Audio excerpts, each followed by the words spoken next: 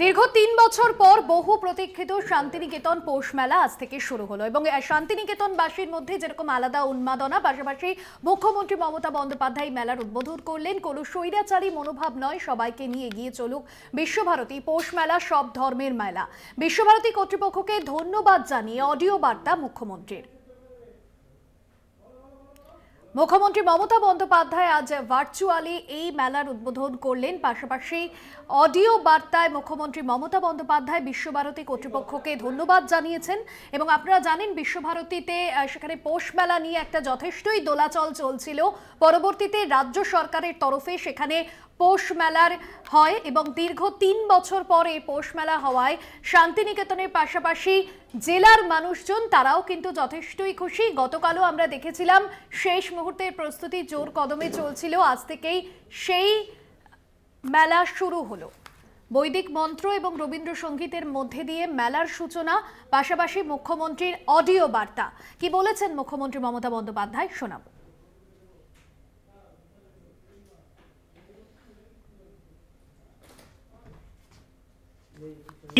কারণের জন্য এই পৌষ মেলাকে বন্ধ করে দেওয়া হয়েছে, সেটা মানুষ ভালোভাবে নেয়নি। কাজে আমি আমার টিএমকে, এসডিওর সকলকে এবং আমাদের সকল সাথীকে আমি অভিনন্দন জানাবো এই কারণে যে পৌষ মেলাটাকে নিজেদের হৃদয় দিয়ে, অর্পণ হৃদয় দিয়ে, হৃদয়ের অঙ্গন থেকে যেভাবে আপনারা সাজিয়েছেন তার কোনো তুলনা হয় না। পৌষ মেলা রাঙামাটির পথ, গামছাড়া ওই রাঙামাটির পথ আমার মন হৃদয়ে। মনে রাখবেন এই গানটি আজও আমাদের সকলের কাছে সমাদৃত এবং সদ্ভাষিত। এবং তাই বিশ্বকবি রবীন্দ্রনাথ ঠাকুরের যে কন্ট্রিবিউশন সারা পৃথিবীর জন্য, বাংলার জন্য, সারা দেশের জন্য, তা কখনোই আমরা গুরুত্ব পাই না। এবং বিশ্বকবি রবীন্দ্রনাথ ঠাকুরের এই যোগ্য মর্যাদা দেওয়ার জায়গা থেকে কেউ কলুষিত করুন, এটা আমরা চাই না। সতর্কতার সাথে, সাবধানতার সাথে, ভালোবাসার সাথে বিশ্বভারতী আঙ্গিক সমস্ত পরিবেশকে রক্ষা করে সুন্দরভাবে এই মেলা আপনারা করুন এবং অনেক মানুষ আসবেন এবং তারা আপনাদের ভালোভাবে মেলা দেখবেন। মেলা আমাদের সকলের কাছে অত্যন্ত প্রিয়। মেলার মধ্যে গরিব বড়লোকের কোনো সীমারেখা থাকে না, মেলার মধ্যে সাদা কালের কোনো সীমারেখা থাকে না, মেলার মধ্যে জাতীয় জাতপাত নিয়ে কোনো সীমারেখা থাকে না।